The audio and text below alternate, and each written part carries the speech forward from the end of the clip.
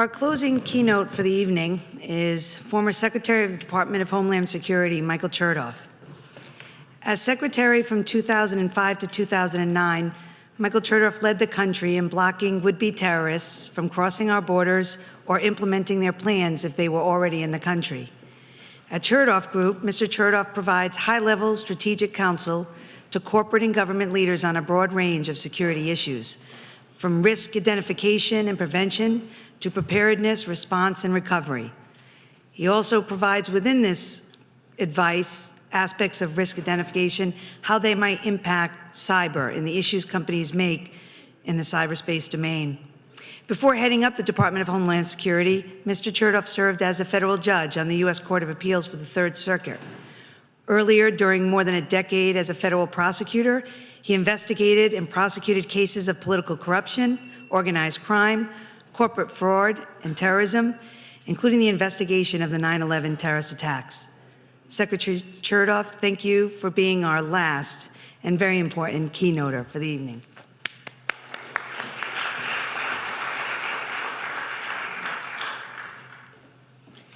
I have some very tough acts to follow based on the speakers you heard earlier, and I'm also acutely aware I'm between you and the reception, so I'll try to be lively. I'm also wearing my snow clothes today because in the real world, unlike the virtual world, we have to contend with ice and snow, as you've all learned.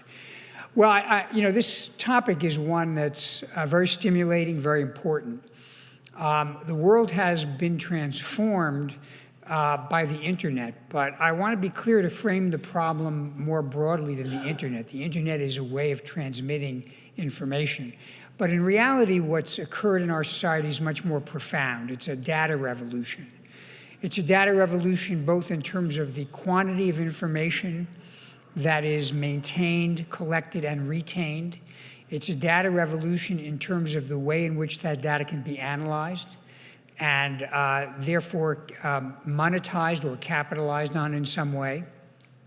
And moving beyond data merely as ingredients of information, we're now in a world in which data or bits or bytes can be used to operate systems. So there are real-world impacts. There are real physical operational elements. We're also beginning to enter the world of 3D printing, where you'll be able to use cyber as a tool to actually manufacture physical objects in the real world. So more and more of what we do in terms of our security, in terms of our commerce, in terms of our health, in terms of our financial transactions, in terms of our personal lives, is going to be conducted using the ability to transmit data and even physical objects in a way that was not true 20, maybe even 10 years ago. At the same time, it's a commonplace to observe that the critical element that was not present when the internet was first fashioned as a way of transmitting data using protocols is the element of trust. Trust was not thought of as something that was needed to be worried about because everybody was assumed to be in the club. But in the world we live now, where the internet has opened the aperture for people literally around the globe, the element of trust is still not a central ingredient in the architecture of the internet. There's a cartoon I often cite. It's an older cartoon. In the New Yorker, it shows two dogs in front of a PC workstation. And one dog says to the other, on the internet, nobody knows you're a dog. And that still very much sums up the case. Most of the security problems we have in the area of cybersecurity relate from the absence of trust and the problem of verifying trust. To look at it in a different way, as human beings, we've had centuries, maybe millennia, to hone and refine our capability to determine whether a person we interact with is friend or foe. Yes, we listen to the content of what they say, but we observe them. We watch their body language, their demeanor. We evaluate the way they dress. We compare those to what they're saying to see if there are anomalies. We may watch them coming and going. This gives us a rich set of tools that we can use to judge whether to put our trust in somebody. But in cyber, almost all of that is stripped away. What you have is what they write or what they transmit. You may know where it's coming from to a degree, although attribution is always a problem, but you're going to know very little else about them, although you can add certain capabilities in terms of verification that may somewhat close that gap. So the challenge is how we evaluate an open system where the traditional tools of trust are not present. And the third critical feature, which I think makes cybersecurity challenging, is this. The default position with respect to the privacy and the security of the data is open. Now, let me explain what I mean by that. 50 years ago, 100 years ago, if you had data, if you had information that was of value to you, the default position was closed. You had it in your house, you had it in your office. If you allowed somebody to get it or you published it, that was an affirmative decision. Yes, somebody could break into your house and steal it, but that was a very high threshold, both in terms of capability and in terms of what the legal consequence would be. So that meant that in the absence of taking further action, your data was kept to yourself. What many people in the civilian world don't understand is that the default position when you connect, whether you connect using wire or wireless, the default position is open. And in fact, with the proliferation of wireless technology, it's become more open than before. And while it may look to the average person like their data is sitting on a server or on a PC or on their laptop, once they've hooked up, unless they take steps to make sure it's not transmitted more broadly, it is open to the world. That is a sea change, conceptual sea change into the way we look at data and what data protection is. The bottom line is this. As everything has become digital, public, private, and civil institutions have become dependent on information systems and therefore more vulnerable to attack because of the default position of openness and the lack of verification of trust. The question is, how do we preserve the positive benefits of commerce, health, finance that emerge out of an interconnected world without sabotaging it through the increasing use of the internet to carry out sophisticated criminality, to steal intellectual property, and even to carry out attacks that have physical manifestations in terms of critical infrastructure. So let me step back and just give you a brief survey of what I view as the major categories of threats we deal with. And again, I'm sure these have been talked about during the course of the day. As you all know, we are under attack daily from a variety of actors. The traditional actors, of course, are criminals. And we've been dealing with crime ever since the first electrons moved from point A to point B. Because to use the famous words of Willie Sutton, the bank robber, criminals go where the money is. And now a lot of the money is online. What is true now, though, that wasn't true maybe 10 or 20 years ago, is the degree of sophistication that is available to criminals. The ability not only to fashion their own tools, but to buy tools through the dark market that allow them to marry technical capability with malicious intent. And we've seen the consequences of that most recently in the retail sector. Perhaps next most familiar is the theft of intellectual property.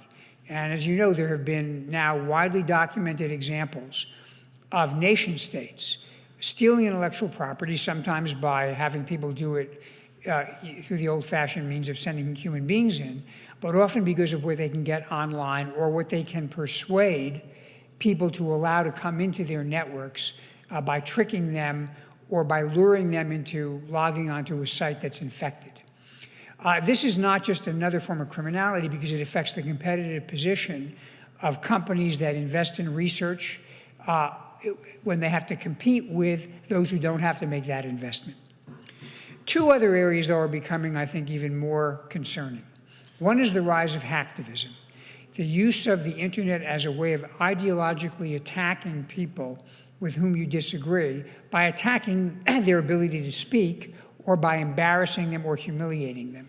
The term for this is often doxing. It's getting into somebody's networks, not in order to steal money or to steal valuable intellectual property, but to reveal things that the thief believes will be embarrassing as a way of deterring somebody from speaking out or to retaliate because they've taken a public position or perhaps they've made a business decision that the perpetrator doesn't agree with.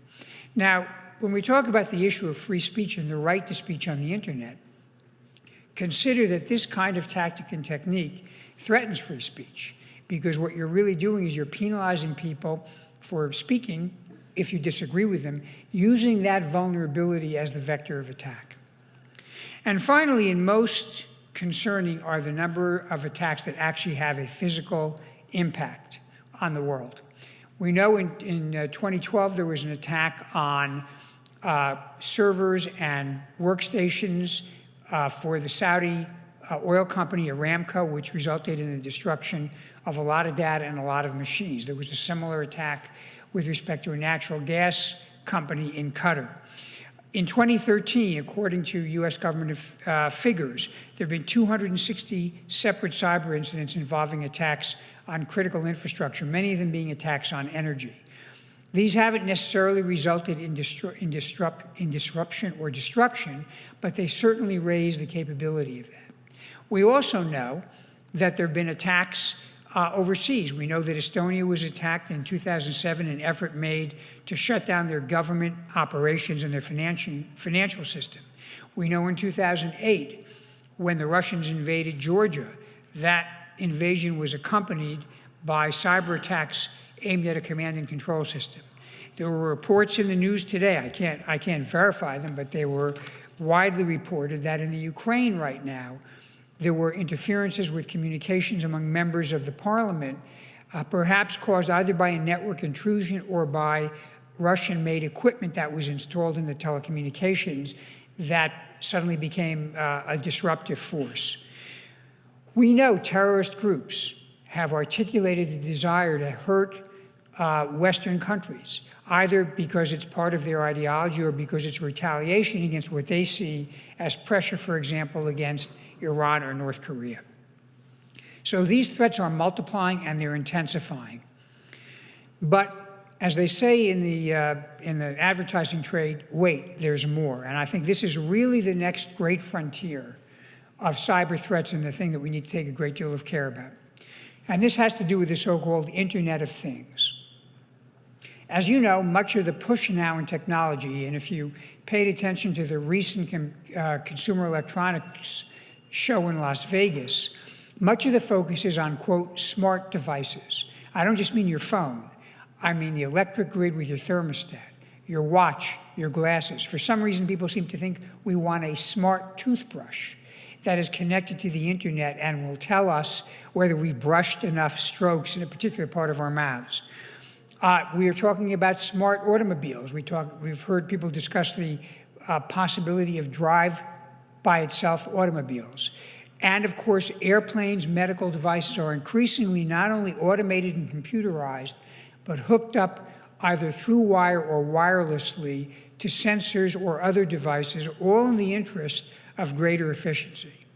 The problem is, particularly with wireless devices, these are openings to attack. And this is not merely fanciful. As you know, if you've followed some of the presentations that have been made in a number of the conventions and shows over the last couple of years, people have carried out experiments showing that you can, in fact, use wireless systems in automobiles to control the way the automobile is driven. Someone did an experiment showing you could affect insulin pumps that were wirelessly connected to monitoring devices outside the body. And likewise, there's been some study indicating you could do that with pacemakers because of that wireless vulnerability. An issue that I've raised, as we increasingly see the impulse for pilots and mechanics to want to connect into the control systems of aircraft in order to diagnose what's going on, is the possibility of somebody introducing malware into an aircraft by using an open connection.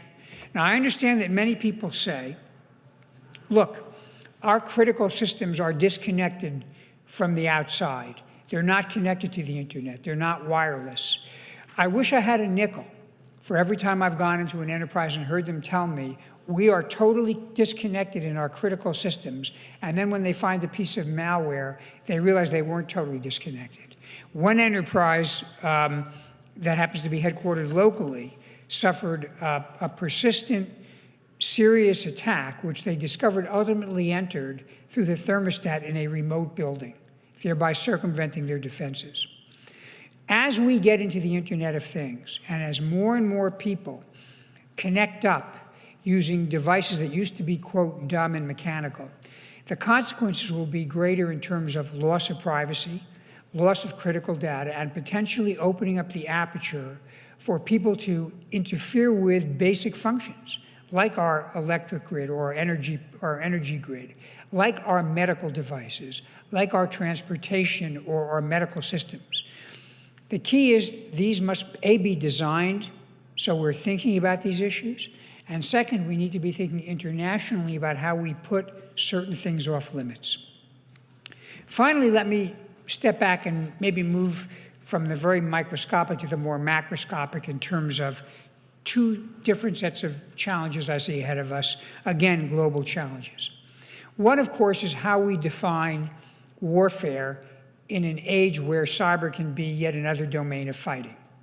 And I understand somebody previously suggested maybe we just say cyber is off limits. Part of the problem is, of course, everybody defines cyber differently. It's not just what comes through the network, it's what you can put physically into a device or onto a network. It's what can wirelessly be intercepted or interfered with. It's your communications. Almost anything that moves data is part of cyber, and therefore that's a very large domain to say you're going to take out of the world of warfare. But I do think there are things we can do at least to begin to limit this. And I say that recognizing that the paramount challenge here, which we didn't have in the nuclear age, at least we didn't until relatively recently, was the issue of attribution. That it's often difficult to know who is ultimately responsible for an attack, and it's particularly difficult to prove who is responsible for an attack, and those are two different things. And that is one of, I think, the major obstacles to beginning to talk about having rules of the road that would really constrain the ability to use cyber tools in a war situation. But I do think there are things we can agree with, because I think there are common interests, even though there are some obviously wide divergences. I think we can agree there are certain kinds of targets that ought to be off limits in the cyber world or the virtual world, just as in the real world. I do think we can agree that there are certain kinds of things one ought not to do to civilians in the cyber world, just as in the real world. I do think we can agree that we ought to have a mechanism to prevent accidental cyber catastrophes. You know, someone working in the lab on a cyber tool, it gets out, and all of a sudden it becomes a threat to networks all over the world. I think we can agree that the financial system, the global air traffic system, are systems that everybody benefits from. It's part of the global commons, and there should be a common interest in states making sure that those do not become part of the battlefield, and beyond that, in taking steps to make sure that people operating within their own domain don't begin to attack those systems. I think we can agree that there is no interest among almost all nation states, with a couple of exceptions, in promoting criminality over the internet. And so more robust mechanisms for sharing information and cooperating in the prosecution of cyber criminals are things I think almost all countries could agree with. To me, the challenge in this area is building trust, to go back to my initial point. And I think we build trust by moving incrementally, picking those things that are easiest to get common understanding of and common concurrence of, and then building up a sense of trust and exercising the muscle of cooperation. Finally, let me talk about maybe the most challenging and metaphysical issue, which is what do we do with privacy and the varying competing laws that govern privacy in an age in which data is all over the world. Again, we live in a world of nation states. When you operate within a particular country, you are subject to its laws. There's a certain amount of extraterritoriality of the laws, but by and large, where you are is where you have to abide by what the rules are. The problem is the data isn't any place now. And what we're seeing increasingly is a debate and a disagreement about whose laws govern or whether any laws ought to govern at all. I'd submit to you that a lot of the argument around the NSA spying issue has nothing to do with spying. It's about whose laws control who gets access to data. For example, when Europeans complain that American companies might be required to turn over data that's housed in servers in the United States, it's not really a spying issue. It's an issue about whether, when a judge issues an order, let's say a warrant, that says you have to turn over certain documents or certain information that's in your possession, whether that ought to apply to data that is housed in the US, even if it's, quote, generated in Europe, and vice versa. When the Europeans want to get Swiss tax records, they put pressure on the Swiss to turn over those records, even if Swiss law says those are confidential. There is enormous peril in our inability to get agreement on what laws govern who controls the data, who is obliged to turn over the data, and who is enabled to ask for the data. And I don't want to minimize the difficulty of dealing with this issue because it's one that has actually been around since well before cyber. But it will implicate things like the ability to detect fraud, the ability to prevent terrorism, the ability to protect free speech, or whether these laws will be used actually to inhibit free speech. And this problem is particularly compounded because when we talk about people who misuse the internet, many of us have very different ideas about what that means. Many people in the West, I put myself in this category, think that misuse is about criminality or hurting other people. It's not about ideas that we disagree with. There are other parts of the world where they believe ideas you disagree with are a misuse of the internet. So this is perhaps the most difficult and intractable problem, but one which, if the internet is not going to become the splinter net, we're going to have to confront, we're going to have to find some areas of agreement, and we're going to have to figure out how we deal with those areas where we have to agree to disagree. So with that, I'd be happy to take a few minutes of questions. Yes, please just tell me who you are. Mike Best, thank you for being here, Mr. Secretary. I feel bad for everyone who left early and missed your remarks.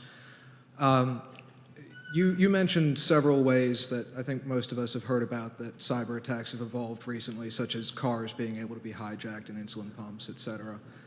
Right now, it certainly seems like in a lot of respects, we are behind the curve of the threat for cybersecurity. Do you think that there is still a chance for us to get largely ahead of that, or are we going to be playing catch-up to the cyber threats that we face for the next several decades? I do think there are ways to get ahead of it, and let me deal with the short term and the long term.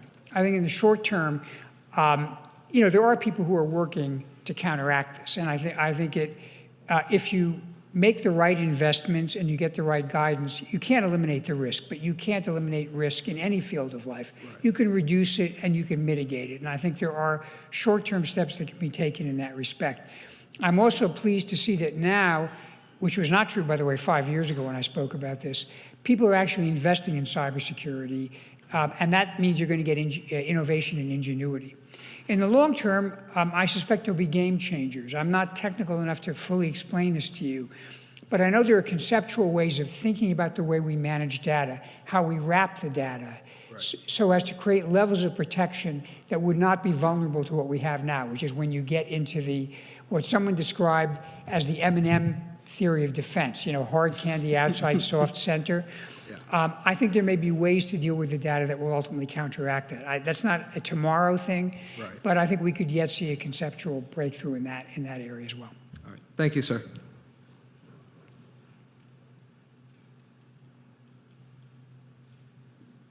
It seems to me, Steve McFadden from Bethesda, seems to me that in the U.S. today, the penalty for cyber misdemeanors is like 10 to 100 times more severe than in the non-cyber real world. For instance, 5 minutes of blocking a street in front of the Republican National Convention might get you 3 days in jail and a $100 fine, or 5 minutes of DDoSing a government website might get you 20 years in prison. And usually it's the kid who proves a security vulnerability and then publishes it who gets nailed. With respect to research on things like voting machines and smart meters, often one doesn't have a right to access the equipment due to unlawful access, et cetera. So how do we realign prosecutorial discretion and penalties so that we're not having the cyber death penalty for cyber jaywalking, while the professionals have these billion-dollar crimes like the Bitcoin at Mt. Gox hack for $500 million last month and so forth, and the intellectual property, $200 billion. You know, so there's part of a larger conversation about how do you exercise prosecutorial discretion. You know, normally we do want to take into account, we don't want to excuse depending on motivation, but we want to take that into account.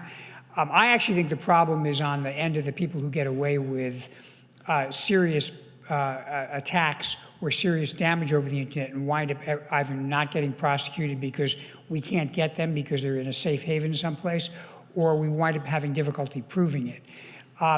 In terms of being able to enlist people to test systems in order to expose vulnerabilities, look, I think that's a very good thing to do, but it's got to be done with permission. The good news is, again, I think that more and more you're actually seeing companies essentially inviting businesses to come in and do ethical or white hat hacking in order to test systems or to do penetration testing. I don't think, however, that taking the law in your own hands is the appropriate approach to prosecutorial discretion.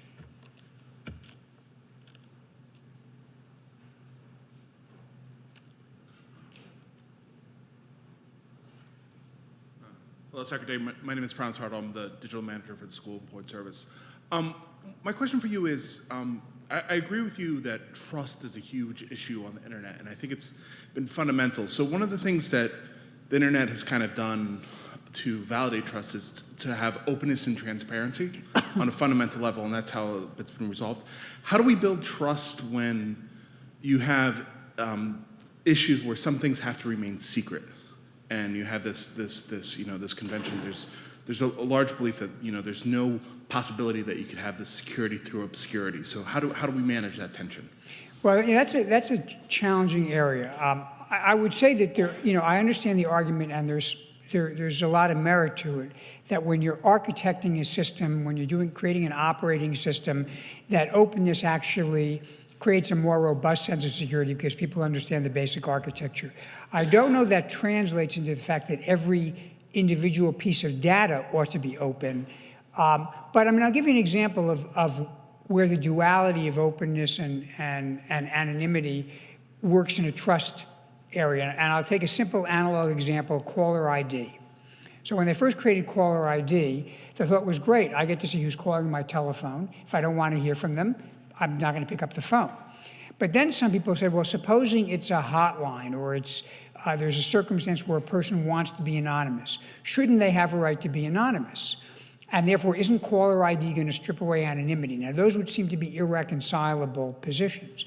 In the end, the solution was, we'll have caller ID, but you can hit a button or press a number or do something to make yourself anonymous, but you'll be announced as anonymous. And the person who's receiving the call will be able to make a judgment about whether they want to accept your call, notwithstanding anonymity, or whether they don't want to because you want to be anonymous.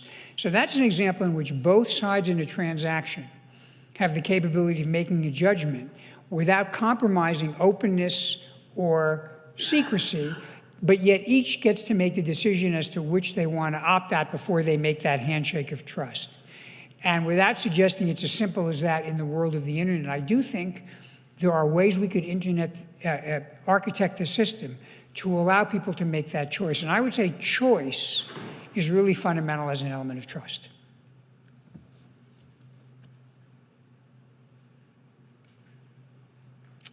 More questions? Great. I can see you're all chomping at the bit for the reception. Thank you very much. I hope you found it to be a good day.